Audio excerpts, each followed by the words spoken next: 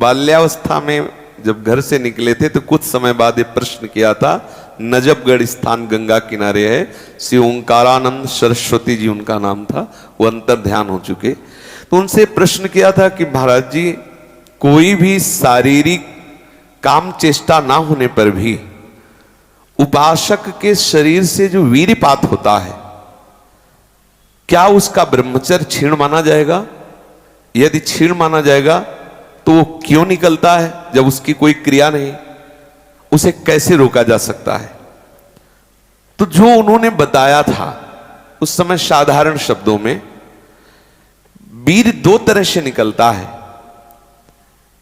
एक तो जो घातक है वो उसी के शरीर से निकलेगा जिसने हस्तमैथुन किया है या गंदी क्रियाएं करके बच्चापन से ही वीर को नष्ट किया है। जैसे 12-13 वर्ष की अवस्था है और उस अवस्था से आप अपने कुसंग के कारण वीर का नाश कर रहे हैं, तो कुछ वर्षों तक हस्तमैथुन करने वाला या अन्य गंदी चेष्टा करने वाला ये नहीं जान पाता है कि इसके द्वारा मेरी हानि हो रही, वो नहीं समझ पाता, क्योंकि जीवनी शक्ति भगवान अपनी तरफ से देते हैं। वो बिल्कुल ना खाए और हस्तमैथुन करे तो भी उसको समझ में नहीं आएगा। कुछ समय के बाद जब उसकी स्थायी जीवनी शक्ति से क्षीण होना प्रारंभ हो जाएगा, तब उसे वो लक्षण जो हस्तमैथुन करने से नाश ऐसे उस प्रसंग में बताया गया, वो लक्षण उसके जीवन में उत्पन्न होने लगते हैं। अब यदि वो किसी संग के प्रभाव से हस्तमैथुन बंद कर देता है तो उसका वीर्यपात होगा। अगर वो 3 दिन में वीर्यपात करता रहा है तो 3 दिन में वीर्यपात होगा, पक्का होगा, क्योंकि उसका अभ्यास बन गया है। 2 तरह का ये वीर्यपात माना जाता है। एक, जैसे आप ठीक दिनचर्या से चल रहे हैं, आपका खान पान संयम सब ठीक। पहली बात तो ये है कि जिसने कभी हस्तमैथुन आदि के द्वारा वीर्यपात किया ही नहीं, उसका असली वीर कभी वीर्यपात होगा ही नहीं। बात पक्की समझ लेना, ये जीवन के अनुभव की बात करें, इसमें मतलब क्यों में लगाने की जरूरत नहीं, आप खुद देख लीजिएगा। यदि आपने कभी हस्तमैथुन नहीं किया, कभी किसी भी तरह से जनेंद्री का घर्षण करके वीर्यपात नहीं किया, तो आपकी वो संतानोत्पत्ति की क्षमता वाला जो वास्तविक वीर है वो स्वाभाविक निकल ही नहीं सकता। यदि आपने मार्ग दे दिया है फिर उसके निकलने का मार्ग हो गया है। तो एक होता है, परमहंस जी ने बताया कि एक होता है कि आप सो रहे हैं और आपको बिल्कुल पता नहीं, मतलब बिल्कुल कोई काम का संकल्प नहीं, कोई क्रीड़ा नहीं, और आप जगे, आपको ऐसा लगा कि वीर्यपात हो गया, वो दोष नहीं है। जैसे जब हम गुड़ बनाते हैं तो उसमें गंदा फेन निकलता है ऊपर, पतोई कहते हैं गांव में।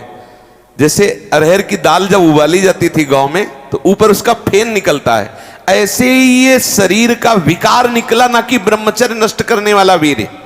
बहुत ध्यान पूर्वक सुनने लायक, उपासक को उसमें परेशान नहीं होना। आपको बिल्कुल पता नहीं चला, कोई चेष्टा नहीं हुई, किसी भी तरह की हरकत नहीं हुई और आप जगे हो, आपको लगा कि वो हमारे वस्त्र गंदे हो गए, तो वो आप ब्रह्मचारी ही हैं, आपके ब्रह्मचार्य का नाश नहीं हुआ, वो जीवनी शक्ति नहीं निकली। और आप हस्तमैथुन या अन्य क्रियाओं द्वारा वीर्यपात करते रहे और आज आपने रोक दिया कि आज से नहीं करूंगा, तो बंद नहीं हो जाएगा, वो चलेगा। अगर आप ठीक नियम से चलेंगे तो 6 महीना लगेंगे आपको उसको कवर करने में, 6 महीना लगेंगे। और अगर आपने प्रमाद स्थिति की, वो तो निकल ही जाता है, फिर हमको करने से क्यों मना किया जाता है? तो आप देख लेना, कुछ समय बाद आपकी हालत बहुत गंभीर हो जाएगी, जो आप बता भी नहीं पाएंगे किसी से। क्या गंभीर हो जाएगी? आप ऐसे ही साधारण क्रियाओं में ब्रह्मचर्यहीन हो जाएंगे, ऐसे ही छुएंगे वैसे आप ब्रह्मचर्यहीन हो जाएंगे। ये हम सब महापुरुषों के अनुभव और मिले हुए लोगों से, सैकड़ों लोग ऐसे मिलते हैं जो अपनी स्थितियों को बताते हैं। तो जो संत महापुरुषों ने जीवन में अनुभव किया है, उसके आधार पर पहले साधक को चाहिए कि ये देख ले कि हमारे द्वारा कोई हस्तमैथुन आदि क्रियाएं, जो निंदनीय क्रियाएं, वो तो नहीं हो रही। एक हमारे अंदर मान्यता बैठ गई है कि वीर चरण में ही आनंद है, ये साधक को छोड़ना होगा। क्या तुम्हारा जीवन का आनंद केवल इतना ही है? एक भागवतिक विधान है, जब आपका ब्याह हो तो संतानोत्पत्ति के लिए वो मार्ग, तब तक आप ब्रह्मचारी रहे। क्या इतने इंद्रियों के गुलाम हो गए? क्या इतना ही केवल आपने सुख समझ लिया? तो फिर आप देखना कि आगे आपको ये मन किस दशा में पहुंचा देता है। तो जो नव युवक जन है, साधक जन है, वीरपात में यदि उनका कोई स्मरण नहीं रहा और वीरपात हो रहा तो घबराने की जरूरत नहीं। और यदि स्वप्न में आपने स्त्री आदि का संयोग देखा या कोई ऐसी घर्षण आदि क्रिया हुई या कोई ऐसी कामोत्तेजना जनित और फिर आपका वीरपात होता है, तो आपके गंदे विचार और पूर्वाभ्यास के कारण होता है। यह बहुत ही गंदी बीमारी है जो आपको अंदर ही अंदर खोखला करती जाएगी। ये जो शुक्रपात, वीरपात, वीर स्खलन, स्वप्न दोष जिसे कहा जाता है, ये दैहिकी वीरपात और व्याधिकी वीरपात। दैहिकी वीरपात जो स्वाभाविक हो जाता है उसमें बिल्कुल आपकी हानि नहीं, कोई दोष नहीं। और जो ये व्याधिकी वीरपात है ये बहुत हानिकारक है, ये आपके जीवनी शक्ति को नष्ट कर देने वाला है, इसलिए इससे सावधान रहें। सबसे पहली बात, ऐसे लोगों का कदापि संग न करें जो हस्त मैथुन करते हैं। जो ऐसे लोगों का कदापि संग न करें जो गंदी तरीके से वीर का नाश करते हैं। वीर्य संतानोत्पत्ति के लिए शास्त्र आदेश करता है, मनोरंजन के लिए नहीं। ये जीवनी शक्ति, मनोरंजन का भी भाग नहीं है।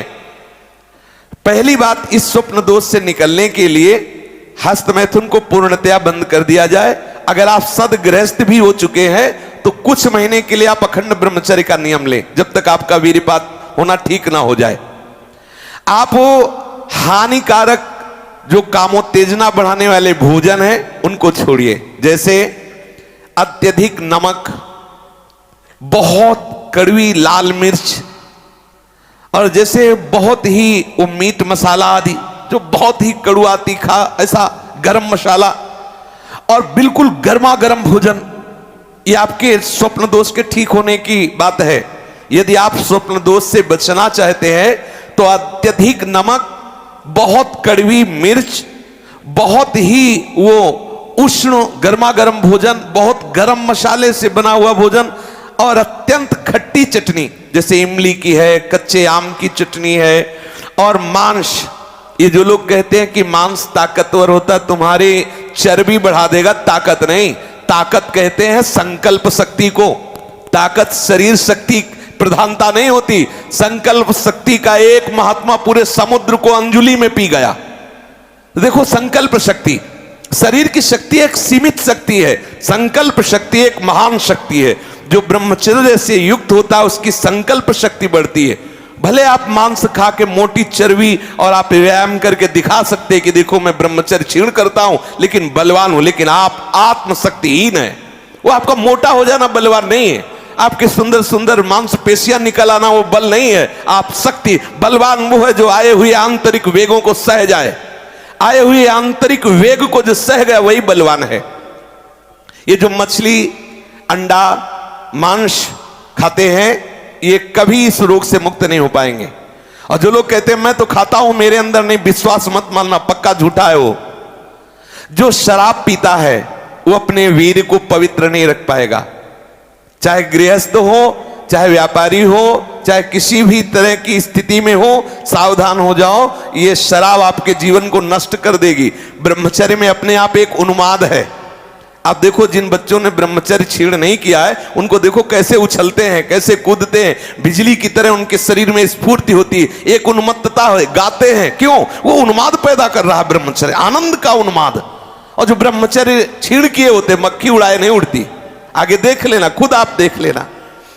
जो अधिक खट्टे पदार्थ, अधिक तले पदार्थ, लहसुन प्याज के बने हुए पदार्थ, और बासी खट्टा दही, बासी भोजन, तिक्त पदार्थ, भुने हुए सूखे पदार्थ, और ये जो खट्टे फल हैं इनको खाया जाएगा तो स्वप्न दोष नहीं ठीक होगा, क्योंकि ये सब वीर शक्ति का क्षरण कराने वाले, पतला कर देने वाले।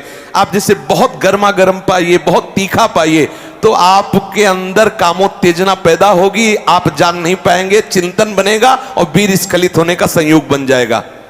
आप सात्विक भोजन करें, जैसे दूध है, गेहूं की रोटी है, थोड़ा सा गाय का घी है, थोड़ा मक्खन है, सोठ है, मूंग की दाल है, उबली हुई आलू है, केला है, ताजा दही है और थोड़े ताजे ये बादाम आदि भी अगर आपको जरूरत लगे तो, और सुंदर चावल, घी, चीनी, ये जो मतलब सात्विक आहार है और बहुत स्वादिष्ट बनता है। ऐसा कोई ना समझे कि प्याज लहसुन और मसाला मसूला ना पड़े तो अच्छा नहीं लगता। आप कैसी बात कर, बिल्कुल स्वादिष्ट कि आप चाटते चले जाओ, ऐसे ऐसे स्वादिष्ट।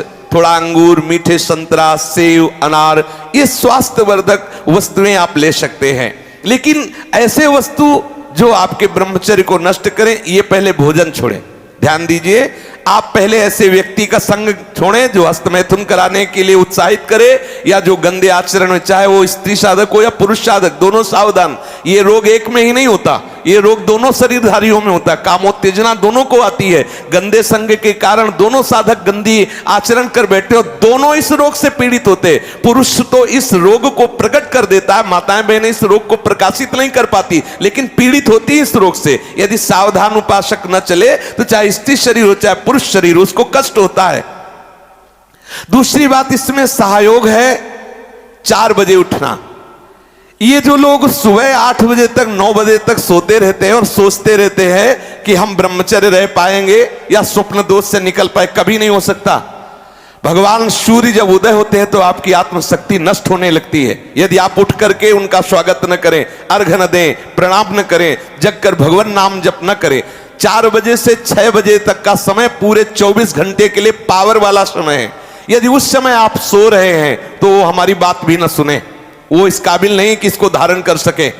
जो सुबह 4 बजे से 6 बजे तक सोएगा वो ब्रह्मचारी रह ही नहीं सकता पक्का।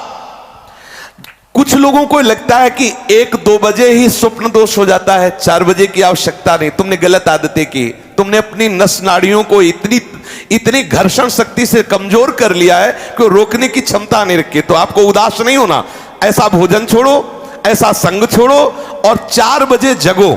जगने पर तत्काल आप बासी पानी पिए, तांबे के पात्र में रखा हुआ पानी, और 1-2 लीटर पिए। ऐसा ना करें कि आप 1 गिलास में छोटा कस की पीजिए। अगर उल्टी हो जाती तो और अच्छा है, आप पी के तो देखिए। वज्रासन में बैठकर जल पीजिए, फिर थोड़ा टहलिए, सोच जाइए। आप गृहस्थ हो, विरक्त हो, कोई भी हो, अगर आप शुद्ध ब्रह्मचर्य रहना चाहते, स्वप्न दोष से निपटना चाहते, तत्काल व्यायाम कीजिए। 30 मिनट कम से कम। दंड है, बैठक है, और भी आसन है योगियों ने बताए हैं। और फिर 20 मिनट कम से कम प्राणायाम कीजिए, कपालभाति, अनुलोम विलोम आदि जो भी आप सीख पाए। और इसके बाद 30 मिनट तक कोई खान पान न कीजिए। प्राणायाम व्यायाम के 30 मिनट तक ना आप चाय पीजिए ना पानी। चाय तो बड़े बूढ़ों की बात है, आपका शरीर रोगी हो तो आप चाय की जरूरत क्या है। ब्रह्मचारी अपने आप में इतना चाय होता है कि उसे जरूरत ही नहीं दूसरे किसी गर्म पदार्थ पाने की। तो सुबह 4 बजे उठ करके ऐसी दिनचर्या, प्राणायाम व्यायाम जरूर करे, जरूर। जितना भजन आवश्यक है उतना यह भी आवश्यक है। तो उसके ब्रह्मचर्य को संभलने में 6 महीने लगेंगे। अब ये सावधानी रखे कि जैसे आजकल बहुत बड़ा खतरनाक चल गया है स्मार्ट मोबाइल, इंटरनेट। उसमें क्या है कि बहुत से बच्चे विषयाकर्षण के कारण गंदी फिल्में, जिनमें हमारा शास्त्र आदेश करता है किसी भी पक्षी को भोग करते न देखे, भागवत अन्य शास्त्र भी आदेश करते कोई भी जीव यदि भोग कर रहा हो तो हम ना देखें, और हम मनुष्यों का भोग देखें उसमें, और हम सोचे कि हमारा आप कोई क्रिया ना करो, केवल गंदे वो भोग संबंधी चित्र देख लो तो आपके मन में जो संस्कार बन रहे हैं, जो कामोत्तेजक भाव बन रहे हैं, वो आपको ब्रह्मचर्य नहीं रहने देंगे। सोते जागते उठते बैठते आपका वीर स्खलित हो जाएगा। इसलिए साधक बहुत शीघ्र ऐसे मोबाइल को त्याग दे। अगर ना त्याग पावे वो कामोत्तेजक चित्र देखने से, तो उस मोबाइल का साधारण 2000 वाला ले लो। अगर फोन का काम 2-4 महीने तो ऐसा करके देखो, फिर आपका मन संयम में हो जाए तो आप भले रख लेना।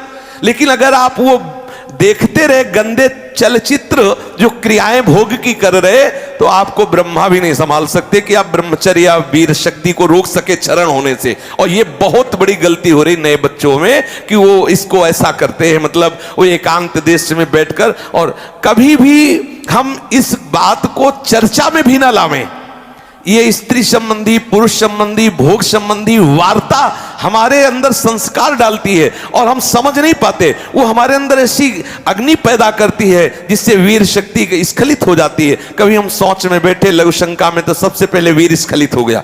अब आपको लगेगा कि ये रोग है। रोग नहीं, आपकी गलती है। आपने जो गलत चिंतन किया, क्रिया नहीं की, लेकिन मनोवाह नाड़ी ने संपूर्ण शरीर से वीर को खींच करके वो निकाल दिया। अब निकल जाएगा वो आपके असावधानी के समय। इसलिए आप सावधान रहे। कभी भी कोई ऐसे ग्रंथ को ना पढ़ें जिसमें कामोत्तेजक भाव लिखे हो, जैसे उपन्यास आदि कुछ ऐसा जो कुछ हो, वो ऐसे जो ब्रह्मचर्य के नष्ट करने वाली चेष्टाएं जिनमें वर्णन की गई हैं। और ऐसे डॉक्टरों से ना मिले। वो बेचारे क्या जाने डॉक्टर, जो खुद भोगी हैं, जिनका लक्ष्य केवल है रसेंद्री जनेंद्री को तृप्त करना। आप कहो आज की हमारी साइंस ऐसी कहती है। अगर साइंस कहती है तो हजारों कमेंट हैं, आप पढ़ के देख लीजिए, जिनमें कह रहे हैं कि मैं आत्महत्या कर लूं। 12 वर्ष की अवस्था से लेकर आज तक हस्तमैथुन किया, मेरी दुर्दशा हो गई, मुझे उपाय बताओ। नहीं, मन कहता है आत्महत्या। मिलाओ साइंस वाले को कि इसको संभाल। 50 ऐसे हैं जो आत्महत्या के लिए तैयार है। आप नहीं समझ पा रहे हैं। साइंस की बुद्धि और महात्माओं की बुद्धि में अंतर है। महात्मा तुम्हें आध्यात्म शक्ति मानते हैं। आप साइंस के अनुसार चलोगे तो विनाशकारी बुद्धि बढ़ सकती है, लेकिन अध्यात्म बुद्धि नहीं, कल्याण करने वाली बुद्धि नहीं, मंगल विधान वाली बुद्धि नहीं बढ़ सकती। इसलिए सावधान रहिए। ये आपके जो ब्रह्मचर्य संबंधी है, इसको इस तरह से ना टाला जाए कि अरे भाई आप महात्मा ऐसे कहते हो, कुछ महात्मा भी ऐसे। हमें कुछ को नहीं देखना, मुझे सिर्फ अपने को देखना है। शास्त्रीय सिद्धांत महात्माओं के अनुभव के द्वारा आप अपने जीवन को आनंदमय बनाइए। हम आहार पर दृष्टि रखें। जैसे हम रात्रि के समय शयन करते हैं तो सावधानी रखें कि शयन के 1 घंटा पहले ही दूध ले लें गरम। अगर हम गर्म दूध लेके सोएंगे तो निश्चित वीर्यपात हो जाएगा। जब हम जान ले कि हमें कब्ज हो रहा है तो हम सरल औषधि लें। ऐसे कोई चूर्ण न लें जो बहुत कड़े गर्म हो, जो हमें ब्रह्मचर्यहीन कर दे। जैसे आंवला है और वो हर है, बहेड़ा है, त्रिफला का प्रयोग करें। वैसे प्रत्येक साधक को भोजन में 1 आंवले का प्रयोग कर लेना चाहिए, तो कब्ज भी दूर रहेगी और शीतलता भी रहेगी। और आंवला पवित्र भजन में भी सहयोगी होता है और भी स्वादिष्ट भी होता है। आप मीठा आंवला ले सकते हैं, आप खट्टा करके ले। वो आंवला खटाई में भी नहीं आता, और खटाई भी है, वो आपके साधन में भी आएगा। कब्ज ना रहने पावे। अगर हमारे शरीर में, पेट में कब्ज है तो कब्ज में, आंतों में जो जमा हुआ मल है वो ऐसी उत्तेजना पैदा करेगा कि आपका वीर्य स्खलित हो जाएगा। इसलिए कब्ज भी ना होने पावे। साधक अगर इन नियमों का पालन करे और भगवत स्मरण प्रधान है। ब्रह्मचर्य में सबसे प्रधान औषधि है स्मरण। आपकी जो स्मृति कामुक हो गई है उसको बदलिए। अगर आपका चिंतन नहीं बदला तो आप चाहे जितनी औषधियां खा ले, आप ब्रह्मचर्य को संभाल नहीं सकते। औषधि एक सपोर्ट है। यदि आप ब्रह्मचर्य को ठीक करना चाहते हैं, किसी आयुर्वेदिक वैद्य से कुछ दिन के लिए औषधि ले लीजिए। बकाया रोज औषधि नहीं लीजिए। आप रोज ऐसा करें, प्रातः काल उठ करके 1 तुलसी की पत्ती ले। जैसे आप नहा धो चुके, 1 तुलसी दल लिया, ठाकुर जी के चरणों में चढ़ा दिया। और रात्रि के समय शाम टाइम 1 नीम की पत्ती ले, 1 पत्ती, और कुछ दिन उसे पाइए। अगर आपको पच जाए तो फिर 1-1 बढ़ा दीजिए, 10-10 पत्ती तक जाइए। किसी और औषधि की जरूरत नहीं। हर रोग का निवारण तुलसी की पत्ती और नीम की पत्ती सुबह शाम करने से हो जाए। आप देख लीजिए, ये ज्यादा औषधियों को ना खाए, नहीं तो जब औषधि छोड़ोगे तब कमजोर हो जाओगे। अगर आप बहुत हालत खराब है तो आयुर्वेदिक कुछ ऐसी औषधियां कई महात्माओं ने निकाली है जो आपकी वीर्य को पुष्ट करती है। उनको सहयोग के लिए ले ले और बकाया चिंतन बदले, कुसंग का त्याग करे, भोजन सात्विक रखे और नींद भर ही सोए। ज्यादा नहीं कि प्रमाद स्थिति में पड़े रहोगे तो फिर भी ब्रह्मचर्य हानि की संभावना है। नींद भर सोए, प्रातःकालीन वेला पर जग जाए, प्राणायाम व्यायाम करे तो निश्चित इस पर विजय प्राप्त। ऐसे ऐसे साधक हैं कि 10-10 वर्ष हो गए स्वप्न दोष नहीं हुआ। 10-10 वर्ष हो गए स्वप्न दोष ही नहीं हुआ। ऐसे भी उपासक है हमारे पास है, अपने पास है। 10 वर्ष हो गए स्वप्न दोष ही नहीं हुआ। तो क्या है, उन्होंने संयम किया, वीर जो है स्थगित हो गया, परिपक्व हो गया, धीरे धीरे ऊर्ध्वगामी होने लगता है। आप कभी घबराए नहीं साधक, सावधानी पूर्वक ये जो बातें बताई गई अपने जीवन में उतारे, चाहे गृहस्थ हो चाहे विरक्त हो।